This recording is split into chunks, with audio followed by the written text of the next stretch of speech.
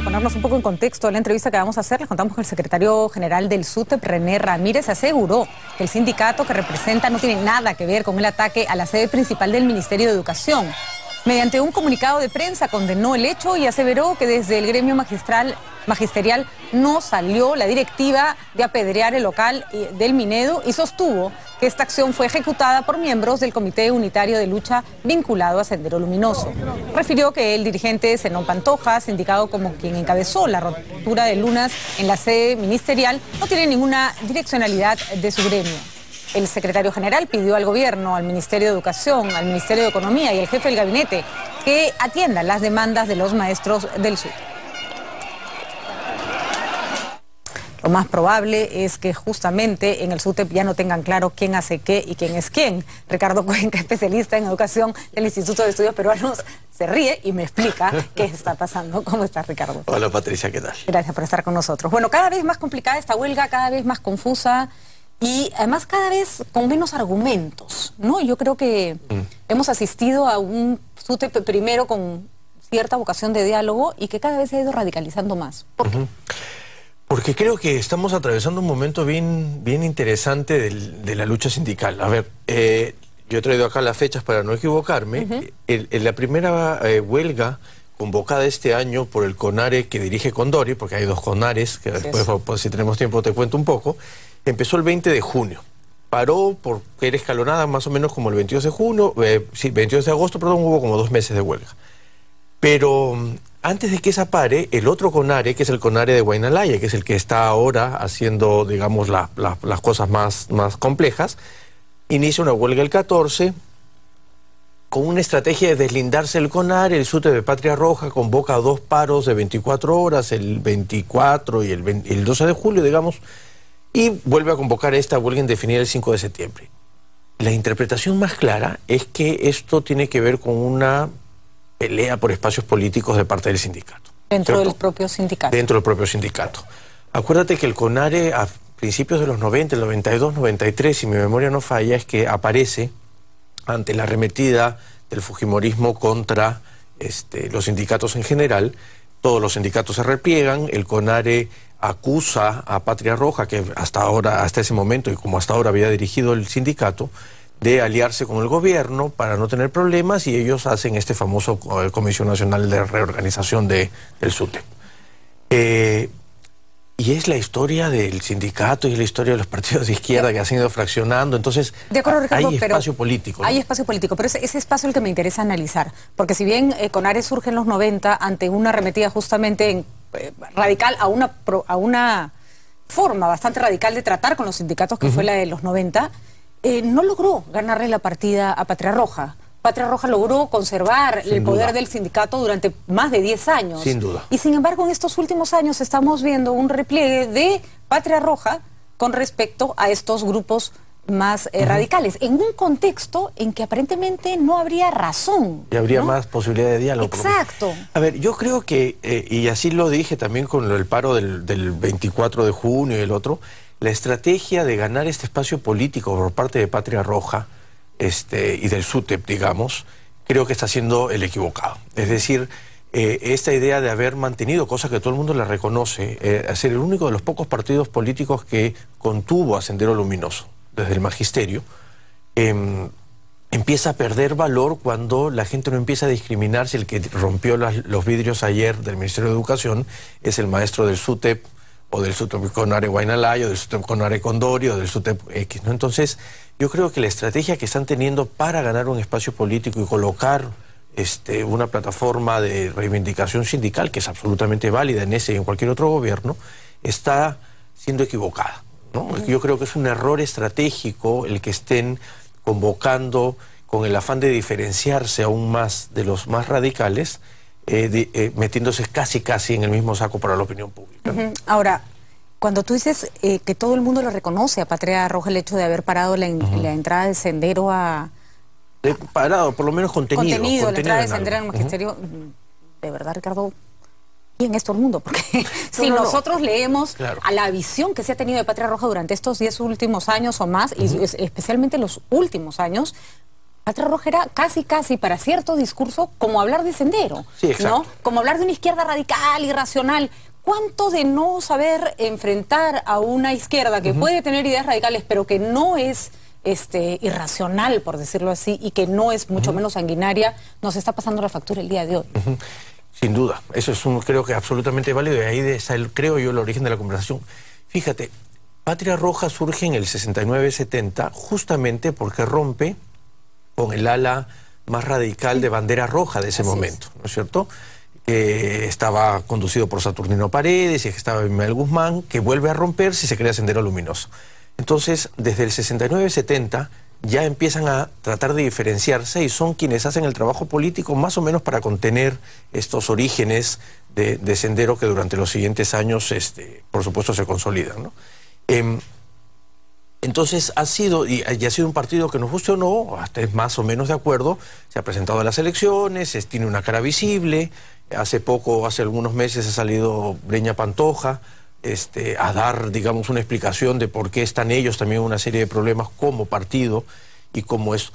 Fíjate que tanto es así que cuando se escinde Bandera Roja, quienes se van a formar Patria son justamente los líderes sindicales magisteriales.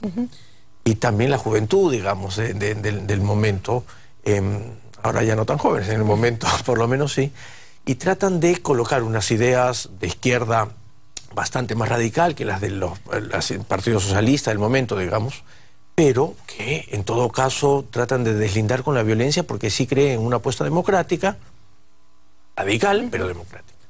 Entonces a eso me refería con que se le reconoce, por lo menos en la literatura, contenido. De acuerdo. Esta contención. Es un reconocimiento de especialistas. Sí, es un reconocimiento de especialistas, no de opinión pública, ni siquiera de gobiernos. Sin duda. ¿Cuánto le está costando a nosotros, a todos los peruanos, en este momento la humillación de Patria Roja en el gobierno anterior? Ahora está pasando la factura, sin duda. Ahora está pasando la factura porque, para empezar, mira, entre las huelgas escalonadas o no, desde el 20 de junio acá, vamos más de 3 meses de huelga. O vamos a tener 3 meses de huelga.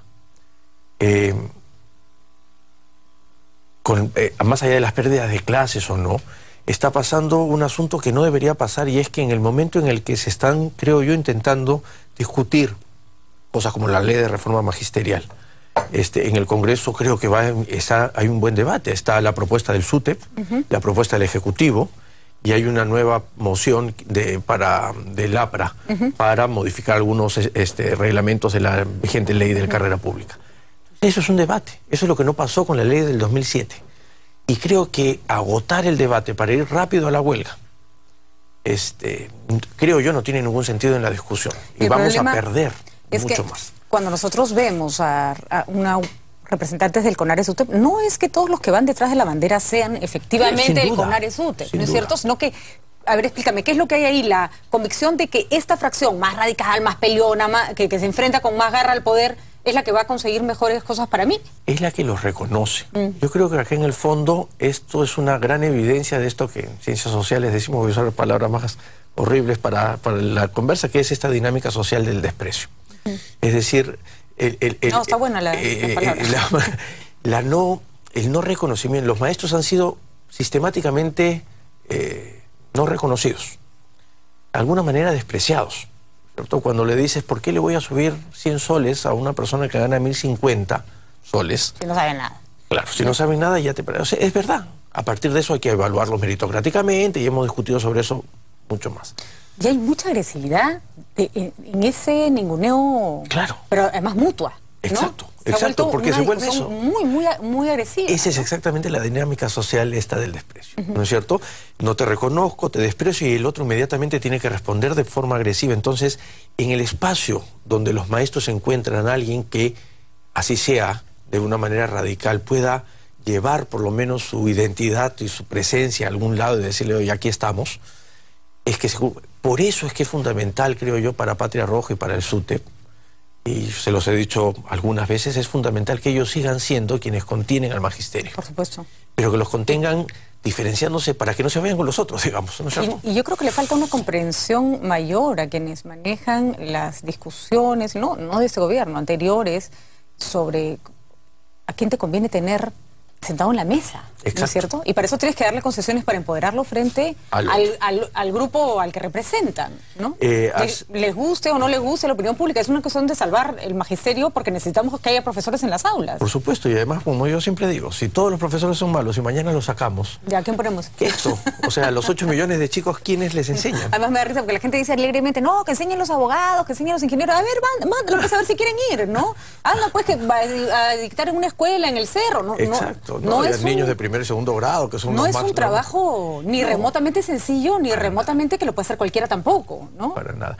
Yo creo que no, justamente por eso, y creo que, bueno, pero eso ha sido todo sistemático, ¿no? Los 5 años del gobierno anterior, desde el gobierno de Fujimori, con Toledo se intentaron hacer algunas cosas, no le fue bien al ministro Lynch, apenas entró con el gobierno de Toledo, pero creo que no debemos agotar ninguna posibilidad de diálogo. ¿Cuánto de este modelo que estamos viendo a mí lo que me aterra de lo que está pasando en el sector de educación, que no me parece una característica exclusiva de ese gremio, se vaya a replicar en otros campos? ¿Cuánto de esa izquierda, si quieres radical, pero que no usa las armas, porque a eso hemos llegado, como opción, al ser ninguneada, enfrentada, aislada, abre paso justamente a Movadef, a representantes de Sendero Luminoso? Fíjate, yo no tengo el dato, pero estoy rastreando en qué otros gremios, sobre todo mayoritarios, por ejemplo el de los médicos, no tanto como el de los maestros, pero digamos estos que son grandes, hay estas formas disfrazadas de reorganizaciones sindicales, porque detrás de eso es que está el trabajo político de Sendero Luminoso. Entonces, Movadef, digamos, es el brazo político abierto, pero los trabajos sindicales, que es donde se han apoyado mucho tiempo, el tradicional es el magisterio, porque así lo fue, pero en la FEP, ahora en la Federación de Estudiantes del Perú, está apareciendo una especie de CONARE, digamos, que es Sendero, que está tratando de reorganizar el gremio de estudiantes. De hecho, hace poco en Bellas Artes hubo elecciones y está ganando, ¿no? Ganó la fracción de Movadef. Sí, entonces, digamos, ¿en qué otros gremios hay? Porque eso es lo que hay que combatir. Ese trabajo político es el que hay que hacer. Y acá también los partidos políticos podrían hacer algo, pues están haciendo tonterías, básicamente, los pocos que hay deberían organizarse de la mejor manera posible. Ni siquiera pueden evitar que entren proxenetas al Congreso, por amor de Dios. Ni siquiera que estamos pidiendo que... Tienes toda la razón. Ahora, lo que me preocupa es que hay una derecha muy radical también, muy interesada en que esta izquierda de centro fracase, desaparezca. La gestión de Susana Villarán probablemente sea su caballito de batalla, la quieren ahogar. ¿Qué es lo que se van a quedar? O sea, una vez muertos los caviares, como les gustaría, que representan más o menos en su mentalidad esta izquierda más de centro, ¿con quién se va a quedar al frente? Mira, sistemáticamente han estado atacando a esta izquierda con el pánico del fantasma de izquierda, ¿no es cierto? Y con la idea de que, nuevamente, insisto, y que es lo que discutimos en el IP mucho, que la ausencia de partidos políticos hace que no sepas cómo hacer política. Es como las alianzas entre fuerzas distintas se buscan en momentos en el que hay que enfrentar a un enemigo común, ¿no es cierto? Entonces, la pregunta es, perfecto, no hay ninguna... ¿Quién ha controlado a Sendero Luminoso como partidos durante tanto tiempo? ¿La derecha? Definitivamente no, ¿no? Ni siquiera alguna parte de la izquierda. Volvemos a Patria, ¿no es cierto? Que es lo que poco que se le podría reconocer en términos organizativos. Entonces, la idea es ¿cómo? Que es la gran pregunta que nos hacemos todos. ¿Cómo hacemos política sin partidos políticos en el país o sin los suficientes, por lo menos? Ahora, dos preguntas concretas, Ricardo, porque tengo que terminar. ¿Qué hacemos? Porque nosotros podemos sentarnos a discutir y de hecho es interesantísimo, estas evaluaciones son importantes sobre la presencia de esta profesión cada vez más radical, más cercana al Sendero Luminoso en el magisterio, pero ¿es sostenible? ¿Podemos dejar esos maestros ahí? Más allá de que Patria les gane la partida y vuelva a recuperar el control del magisterio, esos señores van a seguir siendo maestros. ¿Qué le toca al Estado en ese caso? Sí, bueno, dos cosas, ¿no? Una, que tú siempre regresas a eso y no creas que no pienso permanentemente en esta tu idea de decir, sí, pues no están condenados, porque esos condenados no pueden entrar. Ya hay una legislación que ordena el asunto. ¿Qué pasa con los que no están, pero tienen estas ideas, que es tu preocupación y que creo que es la preocupación de todos? Yo creo que la mejor manera es que los propios padres de familia y los propios estudiantes estén atentos a quiénes son sus profesores, quiénes son sus profesores, quién es aquella persona que está ahí, y eso se logra más rápido de lo que la gente cree, dándole un espacio al contenido educativo, por decirlo de alguna manera, que no solo se restringe a que me vaya bien en las pruebas de matemática y comunicación integral, insisto. La nueva ley permite que la fiscalización de los padres sea vinculante con respecto a que si el profesor se queda o no se queda en aula. Sí, y además porque hasta que, digamos, arreglamente todo eso, lo que sí puedo hacer es de salir a la denuncia. Hay un teléfono gratuito para denuncias, hay un periodista que siempre va a estar a la mano y decirle, mira, este señor está hablándole de Sendero a mi hijo.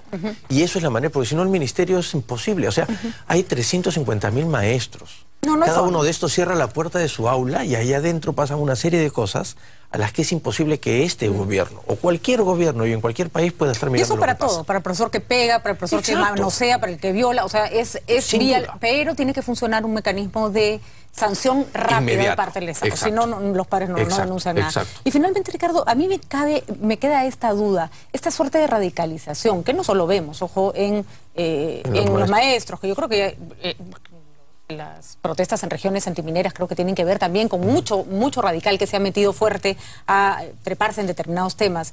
¿Se ve asusada por este movimiento hacia el centro de Ollantaytamala? Probablemente, ¿no es cierto? O sea, ahí recoge buena parte de este descontento de gente que apostó por una gran transformación distinta a una hoja de ruta implementada finalmente y que está buscando estos espacios probablemente en unas posiciones más radicales.